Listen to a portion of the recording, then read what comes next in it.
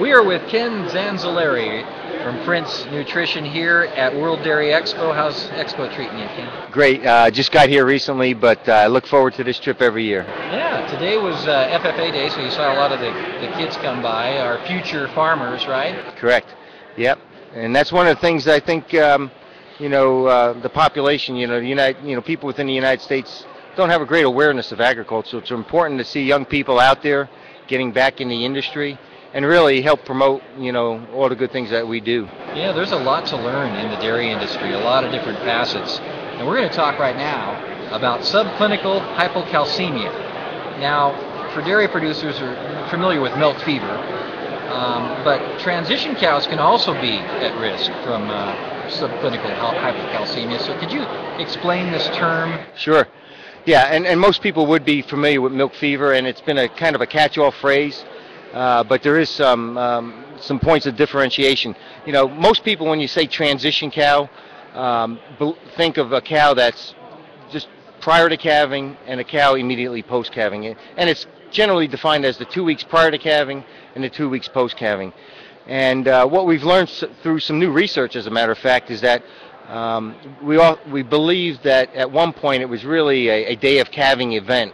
Well, work at the University of Florida and other places have really demonstrated recently that cows can struggle with maintaining proper calcium levels even into 3 weeks of lactation. And the importance there is we can tie that back to lost milk yield and some reproductive dysfunction. Mm-hmm. We're talking about milk fever. What's the difference as far, this subclinical hypocalcemia, from economic standpoint, can be a lot more devastating, can it? Yeah, and let me go back to the definition too, because I think it's important. Yeah. Clinical milk fever is defined as a blood calcium level below 5.5 to 6 milligrams per deciliter. That's not the important part. Typically, they're cows that are down, cows that need immediate treatment to survive. The bigger issue within the industry, and the more economically important disease, is the subclinical disease, and we call that subclinical hypocalcemia. And it's an easy number to get at, but a lot of people don't look at it. It entails taking some blood samples in and around the time of calving. Through a very easy analysis, inexpensive analysis, we can determine, where cows are. And roughly 15 times more cows suffer subclinical hypocalcemia than clinical hypocalcemia. So even though on an individual case basis, clinical milk fever has a more cost associated with it, but by the sheer number of cows that are affected with subclinical hypocalcemia, it's a more economic important disorder to dairymen.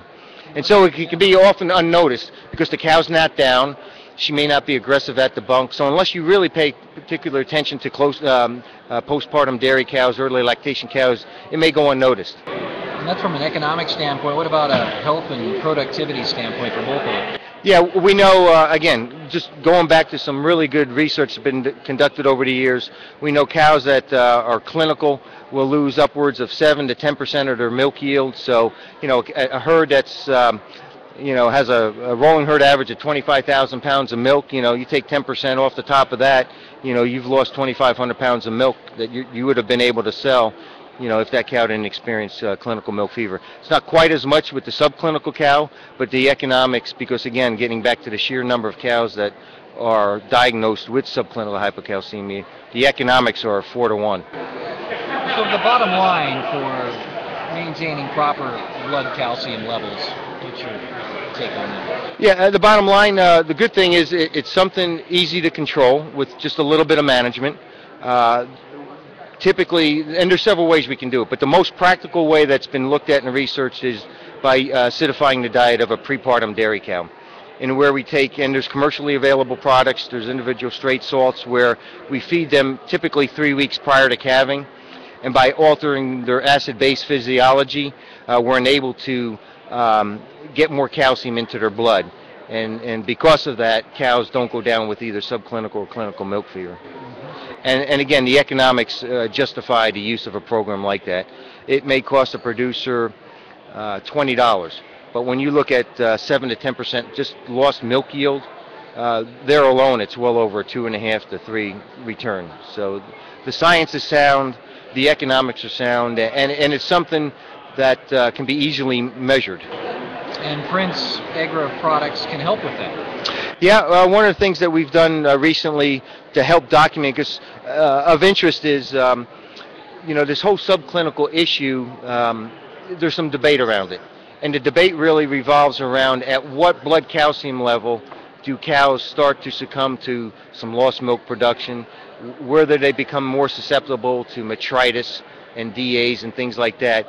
And so the number that the industry has used for a long, long time was 8 milligrams per deciliter as a threshold. But there's some recent research that has suggested that we really need to be at or above 8.5. So what we've been able to do is just through some simple blood analysis is go onto a herd, pull blood on maybe 5 to 8% of their close-up cows, send them off to a diagnostic lab, get that value, and then go back and say, hey, you're doing a great job, your blood calcium levels are fine, or in a lot of cases, hey, 40% of your cows are in the subclinical range, or 50%. We believe we could help you reduce that, and by doing that, here's the economic payback.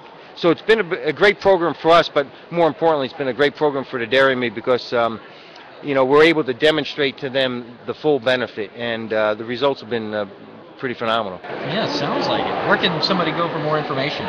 Our website, www.prince.com. Contact any one of our local representatives. Hopefully your herd veterinarian should know who our regional people are, as well as your nutritional consultant. So we're fairly well staffed. We have about 20 sales folks in the United States, so it shouldn't be too hard to find us. All right. PrinceAgri.com is the website. This is Ken Zanzalari, and Dairy Technology Manager with Prince. Thanks for stopping by our booth. Appreciate it. Yeah, thank you very much.